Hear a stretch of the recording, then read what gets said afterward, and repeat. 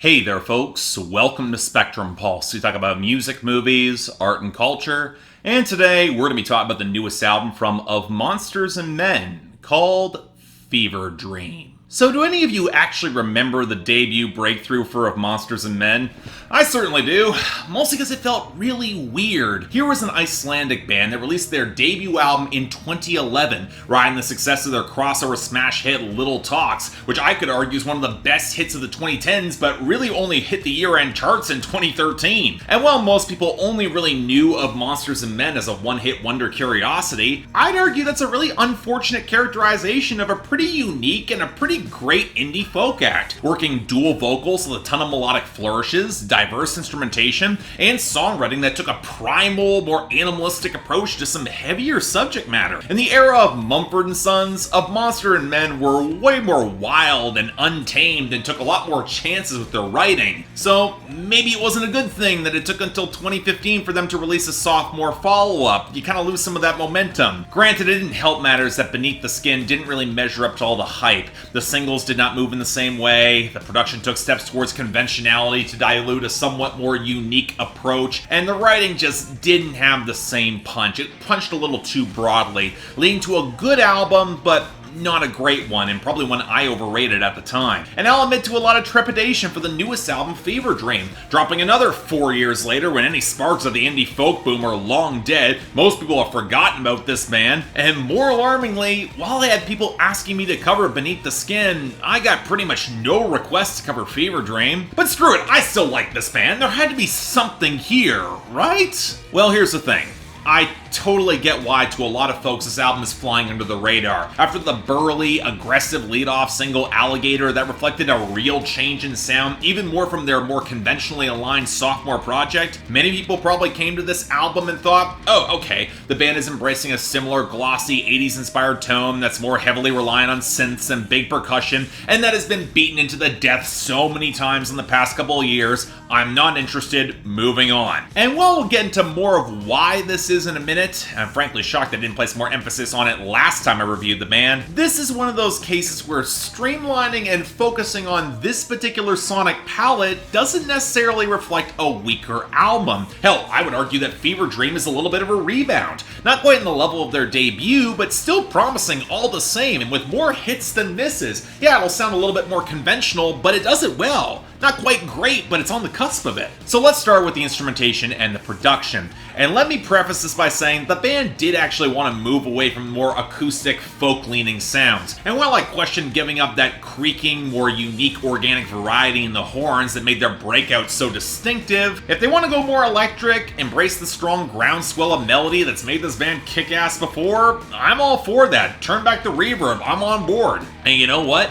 More often than not, they actually succeed. I already mentioned Alligator, but when you follow with the flattened grind that kicks into the huge piano line that drives Rororo, the sharper new wave relic off the glassy Vulture and the rubbery Wars, to the splashy color of the hook on Wild Roses or the pulsating drive of Soothsayer, all these songs carry the same sort of melody that has run through of every Of Monsters and Men album, just in a tighter, more groove-driven package. Yeah, it's got some of that traditional 80s vibe and bombast, but it makes sense for this sort of band. Hell, even off a song like Ahay that brings in rumbling drum machines and a snap beat and pitch-shifted vocal loops, also placed a little bit early on the album too, there's still melody that's anchored in the keys and the keening swells of guitar. And once again with, bear with me on the names here, Nana Bryndis Hilmarsdottir and Ragnar Pålsson, they lean into their vocal harmonies. The alchemy clicks. It's really powerful. There's a lot of great songs here. And while I'm left thinking that a couple of these songs could afford a meteor bridge or a solo, especially in the case of Alligator and Soothsayer, as different of a sound as this feels for Of Monsters and Men, the compositional foundation is solid, and easing up on the reverb means that the melodies get a fair bit more airtime than they did in the last project. These are all steps in the right direction, and I would almost guarantee some of these songs will stick in the memory more. But the larger question is whether or not these were steps enough, and this is where we have to focus on the mixing and the production from Rich Costi. Now, I've I've been on the fence about this guy for some time now. He produced my favorite Franz Ferdinand album, but you can also thank him for the missteps on Kimbra's The Golden Echo, Frank Turner's underwhelming tape deck Heart, and the production on the last two Muse projects. But there was absolutely a shift between My Head as an Animal when it came to more aggressive, but also more colorless textural choices. Between album 1 and album 2, something changed, and it was in the production. And in my eyes, for as much as the increased guitar compression and the tighter, closer layering at the front might make Of Monsters and Men feel a little bit more immediate to the radio, they also come at the cross of a wilder, more organic, more sweeping scope that matches the writing and especially Nana's delivery, especially on this album. It's nowhere near as egregious, but it does remind me of a similar approach that Butch Vig took to Widow's Weeds from Silver Sun Pickups.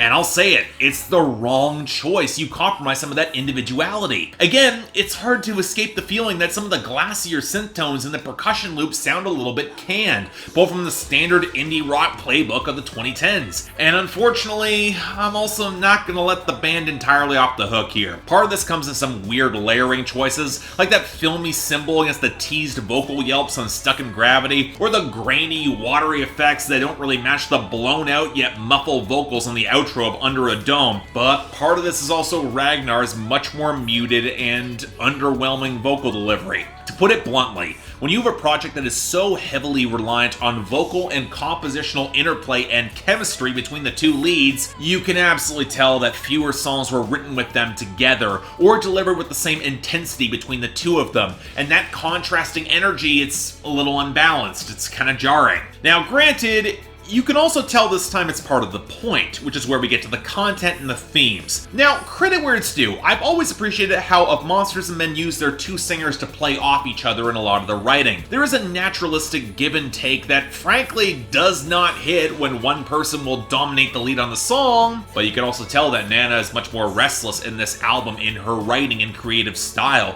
It's not hard to hear the subtext across damn near the entire album of her wanting to strike into some uncharted territory, face off against the snakes and demons of the wild rather than stick into her comfort zone.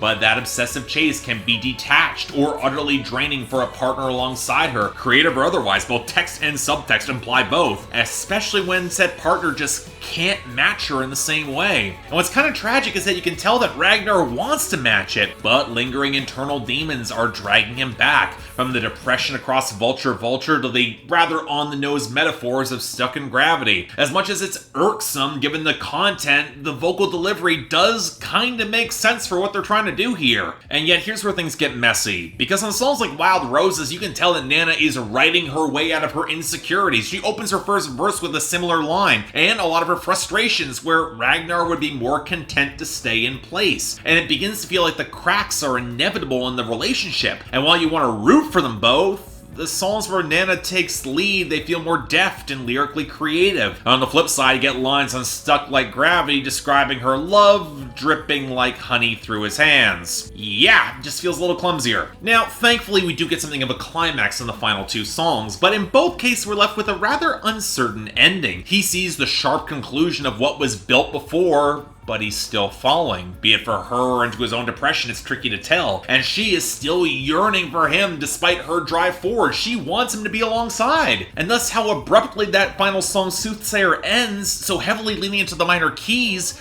you're left thinking that a little bit more lyrical detail or something would provide a clue on how it would all end up. But in a strange way, I'm also reminded of this same weary uncertainty that filled the end of Glitterbug by the Wombats on that closing song Curveballs, as that tension remains. And I love that song, but I'm also not quite sure this clicks in the same way. It makes logical sense, it makes sense thematically even, but emotionally just leaves the album a little unfulfilled, doesn't quite land effectively. And that leaves me in a bit of a weird place with Fever Dream. Absolutely an improvement over Beneath the Skin with the brighter melodies and the hooks that they get more presence, and I appreciate the lyrical give and take. Even if the fractures are visible, the band is growing as artists, and I appreciate that. But man, at this point get them a more interesting producer and maybe embrace more of the communal writing process again, because there's only a few moments and tweaks here that would put this in greatness, and that's kind of exasperating my friend because I really wanted to praise it to hell and back. But for me, I'm giving this a very strong 7 out of 10 and absolutely a recommendation, especially if you're a fan of this brand of modern synth-touch indie sound. But if you're longtime fans, this might not click in the same way. Friendly warning, I've seen some fans being a little bit reticent to this. But otherwise, you know what? This album's probably going to get overlooked by a lot of folks, but it is still worth your time.